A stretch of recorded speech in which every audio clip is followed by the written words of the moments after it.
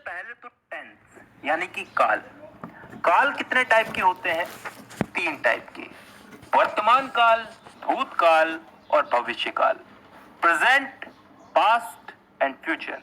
वर्तमान काल जो अभी चल रहा है, भूतकाल जो बीत चुका है, जो जा चुका है, और भविष्य काल जो आने वाला है। इन 3 कालों के अलावा भी कोई काल होता है क्या? नहीं होता ना?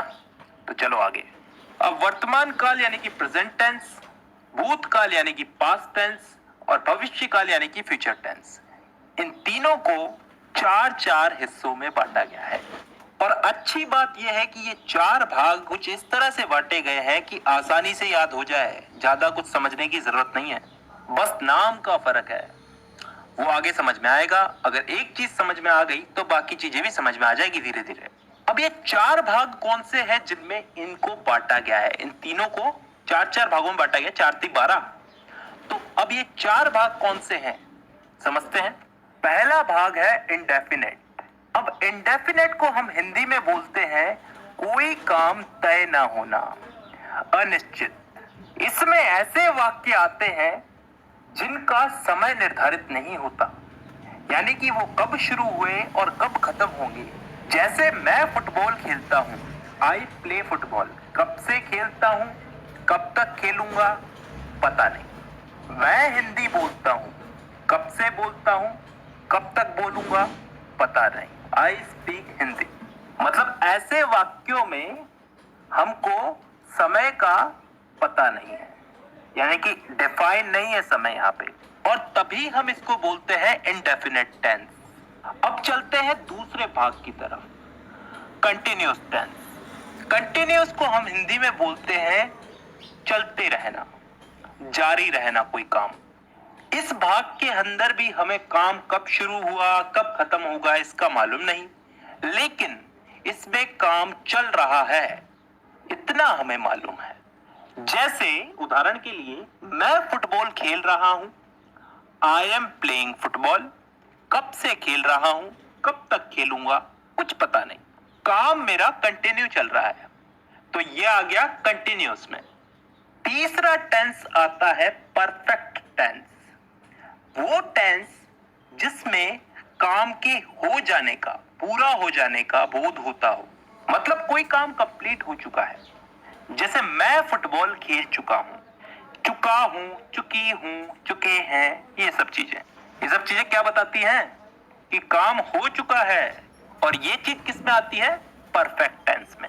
अब 3 भाग हो चुके हैं, चौथा भाग है परफेक्ट कंटिन्यूअस टेंस। अब ये चीज क्या होती है, इसको थोड़ा ध्यान से समझना, कान खोल के।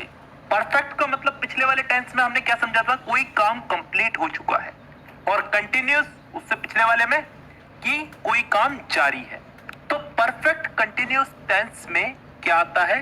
कोई काम हो भी चुका है और फिलहाल जारी भी है। ढंग से बोलूं तो कोई काम किसी समय से प्रारंभ होकर प्रतिदिन अंशतः पूर्ण होकर आने वाले समय में भी जारी रहेगा। समझ में नहीं आया ना? नहीं आएगा, उदाहरण से आएगा। मैं सुबह से फुटबॉल खेल रहा हूं। सुबह से, किसी समय से खेल रहा हूं, सुबह से खेल रहा हूं। कंटिन्यू है, अभी भी खेल रहा हूं, और फिलहाल अभी खेल रहा हूं तो आगे भी खेलूंगा। इस चीज का बोध हो रहा है हमको। एक और उदाहरण ले लो इसमें। मैं पिछले 5 सालों से हिंदी बोल रहा हूं। पिछले 5 सालों से हिंदी बोल रहा हूं, अभी भी बोल रहा हूं और आगे भी बोलूंगा। तो ऐसे वाक्य किस टेंस में आते हैं? परफेक्ट कंटिन्यूअस टेंस में। तो दोस्तों यहाँ पे हम लोगों ने चारों भाग समझ लिए। एक बार वापस रिपीट कर देता हूं। Indefinite tense, continuous tense, perfect tense, perfect continuous tense. Indefinite में वो वाक्य आते हैं जिनका टाइम डिफाइन नहीं होता, निश्चित नहीं होता, कब शुरू हुए, कब खत्म होंगे। कंटिन्यूअस टेंस में वो वाक्य आते हैं जिनमें काम चल रहा है, जारी है, कंटिन्यू है। इसमें भी काम कब चालू हुआ, कब खत्म होगा, इसका हमें पता नहीं है। परफेक्ट टेंस में वो वाक्य आते हैं जिनमें काम पूरा हो चुका है, खत्म हो चुका है। और लास्ट है परफेक्ट कंटिन्यूअस टेंस, जिसमें कोई काम किसी समय से शुरू हुआ, पूर्ण हो चुका है और आगे आने वाले समय में जारी रहने का बोध होता है। आई होप यहां तक क्लियर है। ठीक है, अब दोस्तों इस टेंस के इन्हीं चारों भागों को हम लोग इन तीनों काल में फिट करेंगे, प्रेजेंट, पास्ट और फ्यूचर। वर्तमान, भूत और भविष्य, इन तीनों में इन चारों टेंसेस को हम लोग फिट करेंगे। करना कुछ नहीं है, बस नाम उठा करके आगे रख देना है।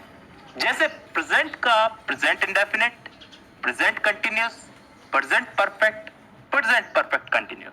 पास्ट का past indefinite, past continuous, past perfect और पास्ट परफेक्ट कंटिन्यूस। फ्यूचर का future indefinite, future continuous, future perfect और फ्यूचर परफेक्ट कंटिन्यूस। तो टोटल कितने भाग हो गए? एक एक के अगर 4-4 हुए तो तीनों के हो गए 4-4 या 12।